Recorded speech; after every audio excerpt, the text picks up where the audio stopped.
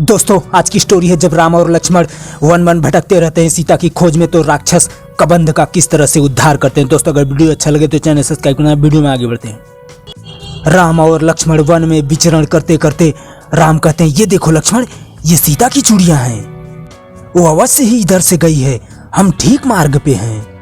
लगता है वो पापी से जूझते हुए गई है, जिससे उसके आभूषण इधर उधर बिखर गए हैं।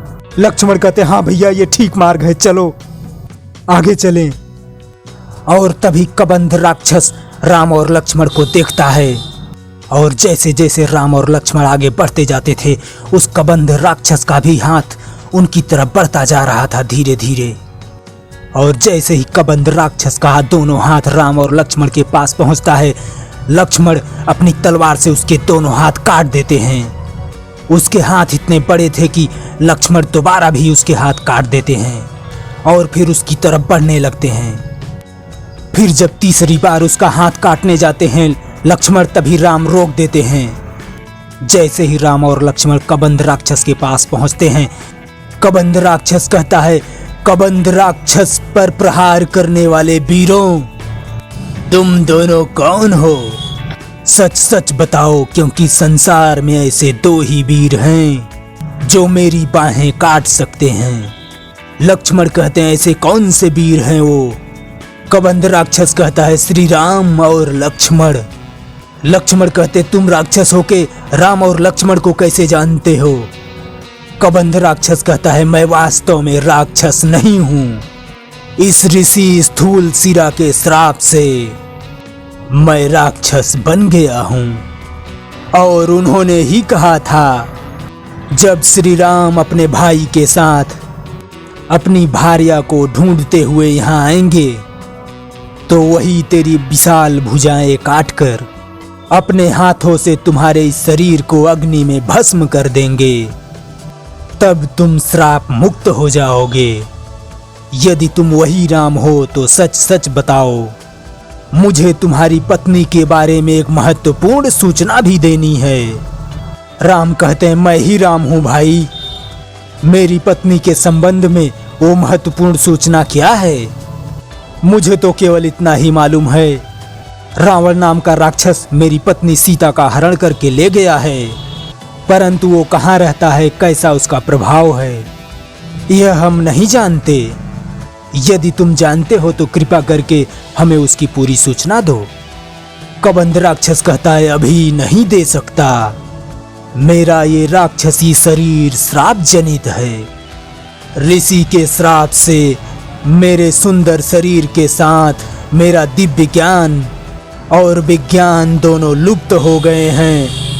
यदि आप मुझे गड्ढे में डालकर मेरे इस शरीर का दाह करोगे, तो ही मैं अपने वास्तविक गंधर्व रूप को प्राप्त हो जाऊंगा। राम कहते हैं, परंतु हम तुमको जीवित कैसे जला दें? राक्षस कहता है, हे राघव, इससे तुमको कोई दोष नहीं लगेगा। ब्रह्मा के वरदान के कारण मैं शस्त्र प्रहार से नहीं मारा जा सकता। उसका एक ही उपाय है कि ऋषि स्थूल सिरा के कथनानुसार अग्नि में जलाने से ही मैं इस विकराल शरीर से मुक्त होकर मैं अपने असली शरीर को प्राप्त करूंगा। इस समय मुझे दिव्य ज्ञान नहीं है। श्राप के कारण मेरा ज्ञान और विज्ञान दोनों ही नष्ट हो गए हैं। लक्ष्मण कहते हैं, परंतु ये बड़ी अद्भुत कथा है। कबंध राक्षस कहता है, परंतु यह सत्य है। मैं दनु नाम का गंधर्व हूँ।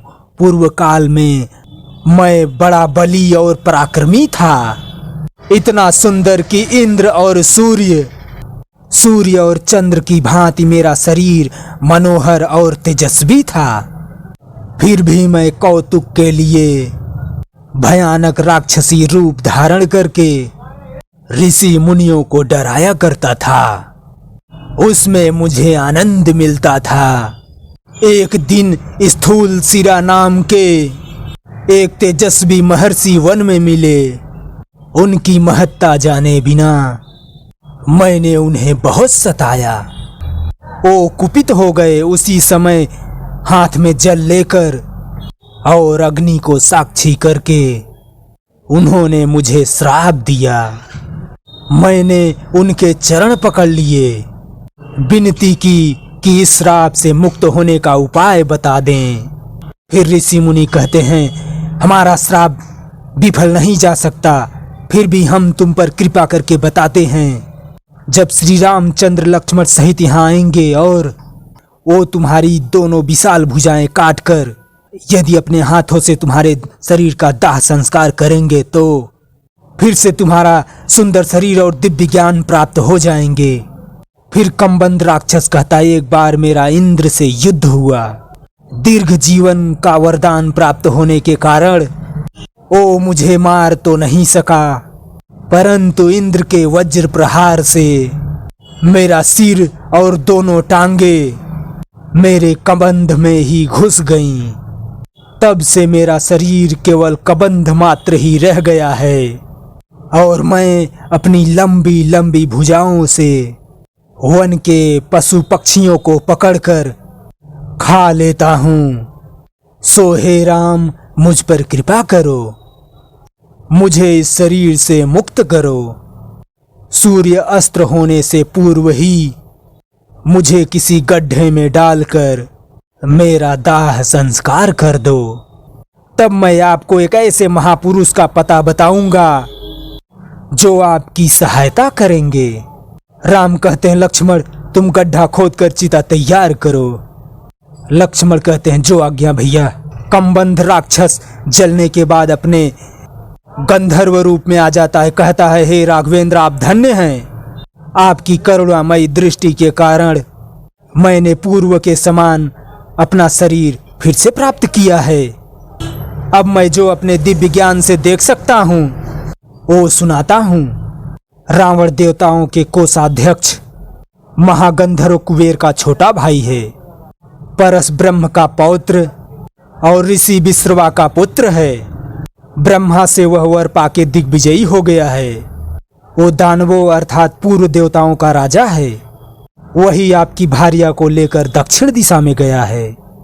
जहां वो गया है वहां तक मेरी दृष्टि नहीं जा सकती, परंतु जो मैं देख रहा हूं वह मैं बताता हूं। दक्षिण की ओर जाने पर आपको एक परमवीर वानरों के राजा सुग्रीव मिलेंगे, उनसे आपकी मित्रता होगी। वो सीता जी की खोज करने में आपकी सहायता करेंगे। सुग्रीव इस समय ऋषि मुख पर्वत पर रहते हैं, आप शीघ्र ही उनके पास जाइए, उनसे मित्रता करिए। मैं देख रहा हूं कि अंत में आप रावण पर विजय पाएंगे। लक्ष्मण कहते हैं, परंतु ऋषि मुख पर्वत पर जाने का रास्ता कौन सा है? गंधर्व कहता है, आप पश्चिम दिशा को होते हुए दक्षिण प्रदेश के कई पर्वत और नदियों को पार करके पंपा सरोवर के नाम पर एक सुंदर सरोवर पर पहुंचेंगे। वहां महामुनि मतंग का आश्रम है। उनके तपोबल के प्रभाव से उस आश्रम के निकट जाने से ही वृत्तियां स्वयं ही नष्ट हो जाती हैं।